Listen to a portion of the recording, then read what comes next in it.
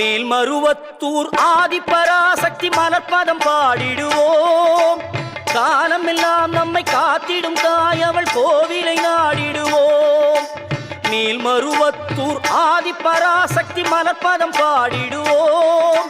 காலமெல்லாம் நம்மை காத்திடும் தாய் அவள் கோவிலை நாடிடுவோம்.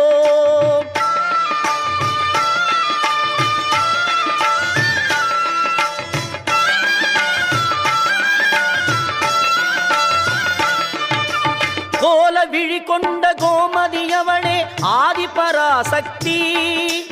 நீல விழி கொண்ட காளியும் அவளே ஆதிபராசக்தி. கோல விழி கொண்ட கோமதி அவளே ஆதிபராசக்தி. நீல விழி கொண்ட காளியும் அவளே ஆதிபராசக்தி.